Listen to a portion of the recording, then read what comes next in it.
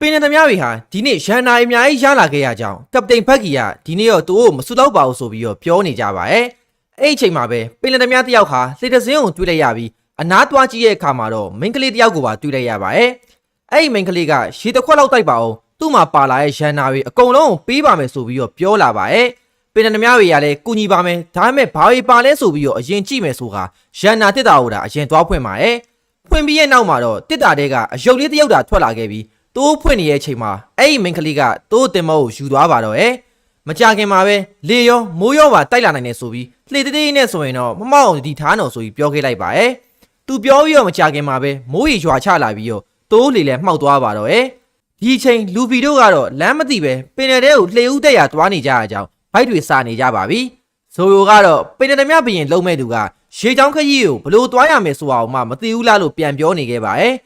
ါလူဗီကဇိုရိုလဲပင်လယ်ထဲမှာပင်လယ်မြဖမ်းတဲ့ကြေးစားမုတ်ဆိုးဖြစ်တာကြောင့်လမ်းတီးတဲ့နဲ့ပြောပေမဲ့ဇိုရိုကတော့သူ့ကိုယ်သူအဲ့လိုမတတ်မှတ်ပါဘူးသူပင်လယ်ထဲကိုထွက်လာတာဟာလူတယောက်ကိုရှာဖို့တတ်ပါပဲ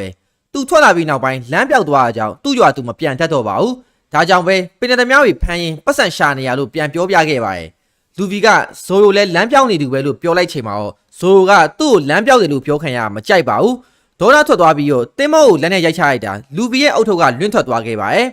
်အုတ်ထုပ်လွင့်ထွက်သွားတဲ့အချိန်မှာပဲလူဗီလည်းအတိတ်ကာလတချို့ပြန်တွေးတောမိသွားခဲ့ပါတယ်ဒီအုတ်ထုပ်ကရှမ်းလို့ခေါ်ရဲ့ပင်လယ်သမားကြီးရဲ့တန်မိုးထားရရဲ့ပစ္စည်းတစ်ခုဖြစ်ပြီးသူနဲ့အတူတိုက်ပွဲရဲ့အများကြီးလည်းကြုံခဲ့ရဘူးပါရှမ်းဟာလူဗီကိုဒီအုတ်ထုပ်မပေးနိုင်ဘူးလို့ပြောခဲ့ဘူးပါတွေကိုတွေးမိသွားပါတယ်ရှမ်းတို့ပင်လယ်မြအဖွဲ့ဟာစားပွဲတောက်ပွဲရင်းနဲ့ပျော်ပါနေကြပါတယ်အဲ့ဒီအချိန်မှာပဲလူဗီဆိုတဲ့ကောင်လေးဟာနောက်တစ်ခါရှမ်းတို့ပင်လယ်ထဲကိုခရီးပြန်ထွက်မယ်ဆိုသူ့ကိုပါခေါ်ဖို့သူလည်းပင်လယ်မြဖြစ်ချင်ကြောင်းပြောနေခဲ့ပါတယ်ရှမ်းရဲ့ဖွယ်သားကြီးကလည်းရေကူးတက်တာနဲ့တော့ပင်လယ်မြဖြစ်မလာနိုင်ဘူးမင်းကခလေးပဲရှိပါသေးရဲ့ဆိုပြီးတော့လူဗီကိုလှောင်ပြောင်နေကြပါတယ်အဲ့ဒီအချိန်မှာပဲတောင်ပေါ်သမျှအဖွဲ့တစ်ဖွဲ့ဟာတကားကိုဖျက်ဆီးပြီးတော့ဝင်လာပါတော့တိုးဟာတောင်ပေါ်သမျှကြီးဖြစ်ပြီးတော့စိုင်အောင်ဖျက်ဆီးဖို့လာမဟုတ်ပဲအရက်စီ10လုံးစာလိုချင်ကြောင်းပြောလိုက်ပါတယ်ဆိုင်ရှင်ကောင်မလေးကလည်းတိုးဆိုင်မှာအရက်မရှိတော့ကြောင်းပင်လယ်သမျှကြီးတောက်နေကြရဟာလက်ကျန်အရက်တွေဖြစ်ကြောင်းပြောလိုက်ပါတယ်ရှမ်းကလည်းဝင်တောင်းမှန်ပြီးတော့သူတို့ရက်တွေအကုန်တောက်လိုက်မိရကြောင်းမင်းလိုချင်ရင်တော့ဒီအရက်အစ်စ်တစ်လုံးတော့ရှိသေးရဲ့ကြံသေးရဲ့ယူသွားလို့ရပါတယ်လို့ပြောလိုက်ပါတယ်တောင်ပေါ်သမျှခေါင်းဆောင်ဟီကူမာကရက်ပလင်းကိုခွဲလိုက်ပြီးသူဟာစုရင်းငွေ၈တန်းတန်ဝရမ်းပြစ်ဖြစ်ပြီးအရက်တစ်လုံးဟာသူ့အိတ်ခန့်ဒီတောက်ဖို့အောင်မှမလောက်ဘူးရန်လာမစတဲ့လို့ပြောခဲ့ပါတယ်ရှမ်းကလည်းကျမ်းပြင်နေညစ်ပတ်ကုန်တာကြောင့်အရက်ဆိုင်ပိုင်ရှင်ကောင်မလေးမက်ခီနိုကိုတောင်းမှန်ကကျမ်းပြင်ကိုတုပ်ပေးနေခဲ့ပါတယ်ဓမြခေါင်းဆောင်ကလည်းဘေးကပကံတွေပါခွဲပစ်ပြီးတန်ရှင်းလောက်တာအလောက်တောင်ကြိုက်နေရင်ဒါလောက်ဆိုရင်စိတ်ကြိုက်ရှင်းလို့ရရလို့ဆိုတာထွက်သွားခဲ့ပါတယ်တိုးထွက်သွားတာနဲ့မကြခင်မှာပဲအားလုံးကအော်ဟစ်ရှီမောနေကြပါရဲ့လူဗီကတော့ဒေါ်ဒါရီထွက်နေခဲ့ပြီးဘာလို့ပြန်မချရလဲတိုးဟာဘလောက်ပဲသူများဘလောက်ပဲအစွမ်းထက်ဒီလိုအနိုင်ကျင့်ခံနေရတာကိုပြန်ရှီနေတော့ခမားတို့ကပင်လယ်သမားကြီးမှာဟုတ်ရဲ့လားလို့မေးလိုက်ပါရဲ့ရှန့်ကလူဗီရဲ့ခံစားချက်ကိုနားလေပေမဲ့သူ့ကိုယ်ပေါ်ကိုအရက်လေးနည်းနည်းပဲပေသွားတာမဟုတ်လို့ပောက်ကွဲနေဖို့မလိုကြောင်းပြောလိုက်ပါရဲ့လူဗီကလည်းစိတ်တူတူနဲ့ဘေးနားကတစ်တာရဲ့အတီးကိုယူစားလိုက်မိပါရဲ့ရှန့်ကလည်းသူ့တစ်တာဘူးရဲ့အတီးကိုစားလိုက်တာဒီထားမိသွားပြီးအတင်းပြန်ထုတ်ခိုင်းပါတော့ရဲ့အဲ့ဒီအချိန်မှာလူဗီဟာခြေထောက်ကနေကျမ်းမြင့်ကြီးရှေ့ထွက်ပြီးတော့တွဲကျသွားခဲ့ပါရဲ့လူဗီကလည်းသူ့ကိုယ်သူဘာဖြစ်မှမသိကြောင်နေခဲ့ပြီးရှန့်ကတော့အဲ့ဒီအတီးဟာနတ်ဆိုးအတီးဂွန်မွန်ဂွန်မီနိုမီဆိုတဲ့ရာဘာအတီးဖြစ်ကစားတဲ့သူကိုရာဘာလူသားဖြစ်ပြောင်းလဲသွားစီမှာပါဒါပေမဲ့ပင်လဲချိန်စာတင့်တဲ့အနေနဲ့တသက်လုံးရေကူးလို့မရတော့ပါဘူးတောင်ပေါ်သမားတွေကရှမ်းတို့ငကြောက်ပင်တဲ့သမားတွေလို့ပြောနေရအောင်မခံမရက်နိုင်ဖြစ်နေတဲ့လူဗီကရှမ်းတို့ပင်တဲ့မြအဖွဲ့ကိုပြန်တောင်းမှန်မှုပြောနေခဲ့ပါတယ်လူဗီကလည်းအထိုးခံရတဲ့ဒဏ်ရာတွေပြည့်နေရအောင်လက်မလျှော့သေးပဲရှမ်းတို့ကိုတောင်းမှန်ဆန်းငတုံးသမားတွေလို့ပြောပြခဲ့ပါတယ်သမားခေါင်းဆောင်လည်းဒေါပွားသွားပြီးသူ့ကိုဒေါ်လာထွက်အောင်လုပ်တဲ့လူတွေအသက်ရှင်ကိုထုံးစံမရှိဘူးလို့ပြန်ပြောလိုက်ပါတယ်ကြေးရွာလူကြီးကလည်းလူဗီကိုမတက်ဖို့ဝင်ပြီးတောင်းပန်ပေးနေခဲ့ပါတယ်ဒါပေမဲ့လည်းသူ့ကိုစိတ်တူအောင်လုပ်လို့တက်ပြစ်မယ်ဆိုပြီးတော့ဓာတ်ကိုဆွဲထုတ်လိုက်တဲ့အချိန်မှာပဲရှမ်းတို့ပင်နယ်မြအဖွဲ့ရောက်လာခဲ့ပါတယ်တောင်ပေါ်သမျှခေါင်းဆောင်ကမင်းတို့အသားမနာခြင်းထွက်သွားကြစမ်းဒီထက်ကိုရှေ့တိုးလာမယ်ဆိုရင်မင်းကောင်းအောင်ပြစ်ရလိမ့်မယ်လို့ပြောနေခဲ့ပါတယ်ရှမ်းတို့ကတော့အေးဆေးဆေးပဲသူတို့ဟာတနက်ကိုချင်းချောက်ဖို့အတွက်တော့မတော်ဘူးဆိုကသူ့ရဲ့ဖွယ်သားတယောက်ကပြစ်တက်လိုက်ပါတော့တောင်ပေါ်သမျှအဖွဲ့ကလည်းလန်သွားခဲ့ပြီးရှမ်းတို့အဖွဲ့ကမင်းတို့နဲ့ချနေရသူတော်စင်တွေများမှတ်နေတာလားမင်းတို့ရှေ့ရလူတွေအကုန်လုံးကပင်နယ်သမားတွေပဲလို့ပြန်ပြောလိုက်ပါရှန့်ဟာသူ့ကိုအရက်နဲ့ပဲပတ်ပတ်တတွေးနဲ့ပဲသူတွေဘာမှမဖြစ်ပေမဲ့သူ့မိတ်ဆွေကိုထိပါလာရင်တော့သူအလွတ်ပေးမှာမဟုတ်ဘူးလို့ပြောလိုက်ပါတောင်ပေါ်သမျှအဖွဲ့သားအားလုံးကိုပင်နယ်သမျှအဖွဲ့သားတယောက်တည်းကရှင်းလိုက်ပါနောက်ဆုံးမှာသမျှခေါင်းဆောင်တယောက်တည်းကကြံခဲ့ပြီးဘာမှမတတ်နိုင်တာနဲ့မိခိုးဘုံတုံးကလူဗီကိုခေါ်ပြီးထွက်ပြေးသွားပါတော့သမျှခေါင်းဆောင်ကလူဗီကိုပင်လယ်ထဲကိုပစ်ချလိုက်တဲ့အချိန်မှာပဲပင်လယ်ဘရင်စီးကင်းပေါ်လာပါတော့ စီကင်းကြီးကဓမြခေါင်းဆောင်စားလိုက်ခါလူဘီကိုလည်းစားဖို့လာနေတဲ့အချိန်မှာရှန်ကကယ်ပေးလိုက်နိုင်ခဲ့ပါတယ်သူ့ရဲ့အကြည့်တစ်ချက်နဲ့တင်ထွက်သွားစမ်းလို့ပြောလိုက်တာနဲ့စီကင်းကြီးကကြောက်ပြီးတော့ချက်ချင်းပဲထွက်သွားခဲ့ရပါတော့တယ်ဒါပေမဲ့ရှန်ကတော့သူ့ရဲ့လက်တစ်ဖက်ကိုဆုံးရှုံးလိုက်ရပါတယ်လူဘီကိုမင်းကငါ့အတွက်တတိရှိရှိလှုပ်ခဲ့ရပဲဆိုပြီးပြောနေပေမဲ့လေလူဘီကတော့ရှန်ရဲ့လက်တစ်ဖက်ဆုံးရှုံးလိုက်ရတာကိုတီသွားချိန်မှာအုံငုံနေခဲ့ပါတော့တယ်ဒီလိုနဲ့ရှန်တို့ကနောက်တနေရာကိုရွှဲလွှဲမှုလုပ်နေကြပြီးလူဘီကိုတော့ပင်လယ်သမျှဖြစ်လာမှာမဟုတ်ဘူးဆိုပြီးစနှောက်နေခဲ့ကြပါတယ်လူဘီကတော့အမိုက်ဆုံးဖွဲ့ဝင်နေစုမယ်ကဘာအောင်မှာအဖိုးတန်ဆုံးရန်နာတွေကိုလည်းရှာမယ်ပင်လယ်သမျှဘရင်တေချာပေါက်ဖြစ်လာစီရမယ်လို့အော်ဟစ်ပြောဆိုနေခဲ့ပါတယ်ဒီလိုနဲ့ရှန်ကလူဘီကိုသူ့ရဲ့ကောက်ရိုးအုပ်ထုပ်လေးကိုလက်ဆောင်ပေးခဲ့လိုက်ပြီးတနေ့နမယ်ကြီးပင်လယ်သမျှဘရင်ဖြစ်လာတဲ့အချိန်ကျရင်ဒီအုပ်ထုပ်လေးကိုသူ့စီပြန်ယူလာခဲ့ပေးပါလို့ဂတိတောင်းကနှုတ်ဆက်ထွက်ခွာသွားခဲ့ကြပါတော့တယ်ဒီအကြောင်းတွေကိုလူဘီကတော့သူ့ရဲ့ကောက်ရိုးအုပ်ထုပ်လေးကိုဂိုင်းကတွေးတောနေခဲ့ပါတယ်ဆိုလိုလဲအာယုံနဲ့ဆက်လွင့်ပြန်နေအောင်မယ်ဆိုရင်အုတ်ထုတ်ထက်လွင့်သွားလိမ့်မယ်အရေးကြီးရမလားလို့ပြောခဲ့ပါတယ်အဲ့ဒီအချိန်မှာပဲကောင်းကင်ပေါ်မှာငှက်ကြီးတစ်ကောင်ကပြန်တန်းသွားတာတွေ့လိုက်ပြီးလူဘီကတော့ဗိုက်စာနေရကြောင်းငှက်သားစားကြမယ်ဆိုပြီးရာဘာစွမ်းကိုတုံးကဖမ်းပါတော့ရဲ့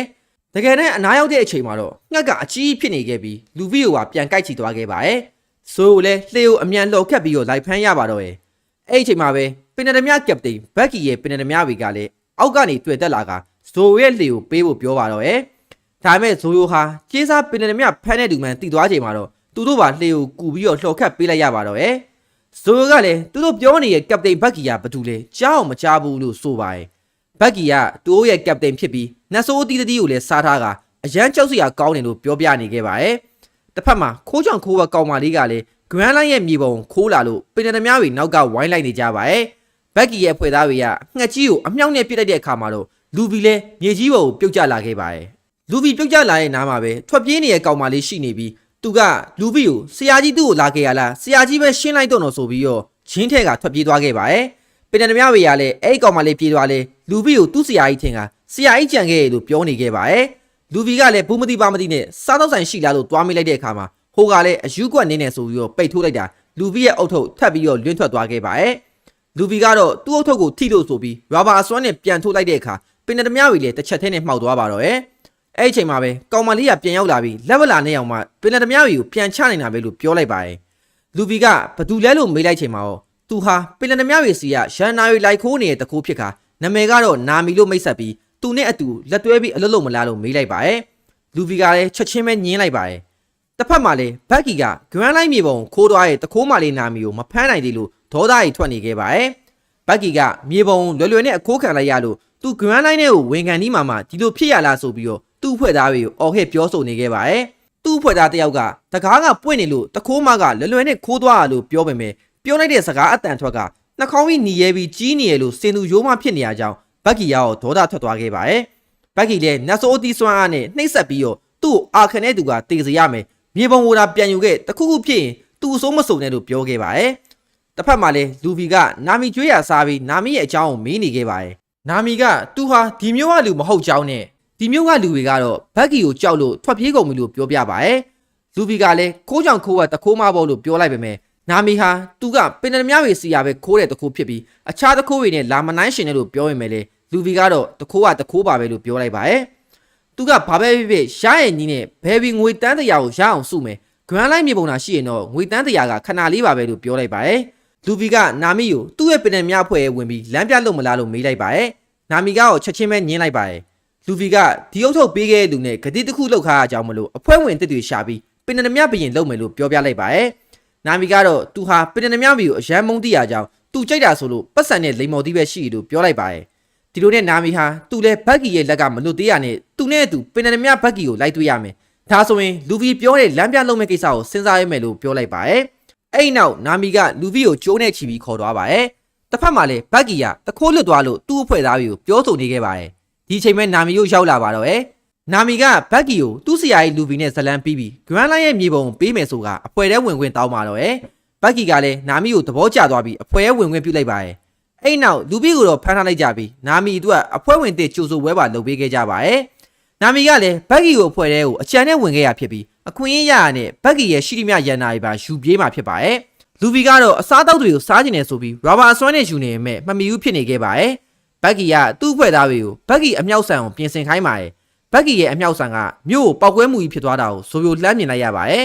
ဘက်ကီကလည်းသူ့စွမ်းကိုကျင်နေနေပြီးဒီလိုသာဆိုရင်သူဟာ Grand Line ကိုတိမ့်လို့ရပြီဆိုပြီးတော့ကျုံးဝနေခဲ့ပါတယ်။ဒါကိုလူဗီကကြားသွားပြီးသူသာ Grand Line ကိုအုပ်ချုပ်မဲ့သူတနေ့ကျရင်ပင်နမြဘရင်ဖြစ်လာမဲ့သူလို့ပြောလိုက်ပါတယ်။ဘက်ကီရောနာမီဘာကြောင့်သူ့ဆရာကြီးလူဗီကိုစိတ်ပြတ်သွားလဲဆိုတာသဘောပေါက်နေပြီးမင်းရဲ့ဆရာဟောင်းအတွက်ဘက်ကီအမြောက်ဆန်တစ်ခုလက်ဆောင်ပေးမယ်လို့နာမီကိုပြောလိုက်ပါတယ်။ဒီလိုနည်းနဲ့နာမီဟာသူ့ဘောကိုတကယ်တစ္ဆာရှိမရှိကိုပါစမ်းသက်ပြီးသားဖြစ်သွားမယ်ဆိုပြီးသူ့ဖွဲ့သားတွေကိုလူဗီကိုပြစ်ဖို့အမြောက်ယူလာဖို့အမိန်ပေးလိုက်ပါတယ်။နာမီကလည်းအမြောက်ကိုမပြစ်ရင်သူကငါ့ကိုတတ်မှာပြစ်ခဲ့ရင်လေဒီပင်နမြတွေနဲ့ဘာမှမကွာတော့ဘူးဆိုပြီးတော့တွေးဝေနေခဲ့ပါတယ်။နာမီရဲ့လက်တွေကတုံရီနေပြီးမပြတ်မသားဖြစ်နေရကြမလို့ဘေးကပင်နမြအဖွဲ့သားတယောက်ကနာမီလက်ထဲကမီးချစ်ဆန်ကိုဆွဲလူပြီးမီးရှို့ဖို့စလုပ်ပါတော့ရဲ့။နာမီလည်းမထင်မဖဲနဲ့ပင်နမြကိုတိုက်ခိုက်မိလိုက်ပြီးတော့မီးကအမြောက်မှာဆွဲသွားပါရဲ့။ဘက်ကီကလည်းဒီမိမကိုမယုံပါဘူးလို့ဆိုကနာမီကိုပါတက်ပစ်ဖို့သူ့အဖွဲ့သားတွေကိုအမိန်ပေးလိုက်ပါတော့ရဲ့။နာမီလည်းပင်နမြတွေကိုခုခံထွက်ပြေးရင်အမြောက်ဆန်မှာလောင်နေတဲ့မီးကိုသူ့လက်အပူခံပြီးနှိမ့်လိုက်ပါတော့ရဲ့။အနောက်မှာပင်နမြတွေကနာမီကိုတက်ဖို့လာနေတဲ့အချိန်မှာပဲဇိုရောက်လာပြီးတော့တားပေးလိုက်ပါရဲ့။ဇိုကတော့လူဗီကိုငှက်ကြီးချီသွားခံလိုက်ရအခုလေလှောင်ထဲမှာအဖမ်းခံနေရတဲ့ဘလူဝီဖြစ်နေရတဲ့ဆိုပြီးတော့ပြောဆိုနေခဲ့ပါရဲ့။နာမီကပင်နမြကြေးစားမှုဆိုကလူဗီရဲ့အဖွဲ့ဝင်လားဆိုပြီးတော့ကြောင်နေခဲ့ပါရဲ့။ဘက်ကီကဇိုကိုသူ့ကိုဖမ်းဖို့လာလားဆိုပြီးတော့ပြောလိုက်ပေမဲ့ဇိုကတော့ပင်နမြတွေကိုလိုက်ဖမ်းတာမလုပ်တော့ဘူးလို့ပြန်ပြောခဲ့ပါရဲ့။ဒါမဲ့ဘက်ကီကတော့နမဲကြီးကြေးစားမှုဆိုကတက်ပြစ်နိုင်ရင်သူ့နမဲပိုကြီးလိုက်မယ်ဆိုပြီးတော့တတ်ဖို့ကြိုးစားပါတော့ရဲ့။ဇိုကလည်းဒီကောင်ကစကားနဲ့ပြောလို့ရမယ့်ကောင်မဟုတ်ဘူးဆိုပြီးတော့စတိုက်ခိုက်ပါရဲ့။ဘက်ကီကိုတစ်ချက်သေးနဲ့အပိုင်းပိုင်းဖြတ်နိုင်ခဲ့ပြီလို့ထင်လိုက်ပေမဲ့တကယ်တမ်းမှာတော့ဘက်ကီကပြန်ထလာပြီးဇိုကိုဓာတ်နဲ့ထိုးလိုက်ပါရဲ့။တကယ်တော့ဘက်ကီကဘာဘာနိုမီတနည်းအားဖြင့်ခန္ဓာကိုယ်အပိုင်းပိုင်းခွဲထုတ်နိုင်တဲ့နတ်ဆိုးတီကိုစားထားသူတယောက်ပါ။ဇိုကလည်းဓာတ်နဲ့ထိုးခံလိုက်ရတော့အတော်ထိသွားခဲ့ပါရဲ့။ပင်နမြကြီးအားလုံးကတော့ဘက်ကီနဲ့အားပေးနေကြရင်ပဲလူဗီကတော့အနောက်ကနေဓာတ်နဲ့ထိုးခံရမတရားဘူးနှာခေါင်းကြီးရဲ့လို့အော်ပြောလိုက်တော့အားလုံးတိတ်ဆိတ်သွားခဲ့ပါရဲ့။ဘက်ကီကသူ့နှာခေါင်းနဲ့ပတ်သက်ပြီးတော့လှောင်ပြောင်တာကိုတစ်စက်ကလေးမှမကြိုက်ပါဘူး။ဘက်ကီကိုပိတ်ကန်ပစ်မယ်လို့ပါလူဗီကတစ်ဆက်တည်းပြောလိုက်ပါရဲ့။ဒါမဲ့ဘက်ကီကတော့မင်းတို့တောင်းအောင်ကဒီမှာတေတော့မှာဘလို့ပိတ်ကန်ချင်တာလဲလို့ပြန်ပြောလိုက်ပါရဲ့။လူဗီကဇိုးကိုထွက်ပြေးဖို့ပြောလိုက်ပါရဲ့။ဒါမဲ့ဘက်ကီရောဇိုးကိုလိုက်တိုက်ခိုက်နေပြီးသူ့ရဲ့ခန္ဓာကိုယ်ကိုခွဲထုတ်လိုက်တဲ့အချိန်မှာပဲအမြောက်ကိုဘက်ကီဘက်ကိုပြန်လှည့်လိုက်ပြီးနာမီကိုမီးမြန်ရှို့ခိုင်းပါတော့ရဲ့။ဒါလေးရော One Piece အပိုင်း3ဖြစ်ပြီးတော့အပိုင်းလေးကိုကျွန်တော်ဆက်တင်ပေးသွားပါမယ်။ Like follow subscribe လေးလုပ်ပြီးတော့ share ပေးခဲ့ကြပါအောင်။ comment တစ်ခုခုကိုမှတ်ပေးခဲ့ကြပါအောင်။ကျေးဇူးအများကြီးတင်ပါတယ်ဗျ။ကျွန်တော်ဆက်မှတ်ပါ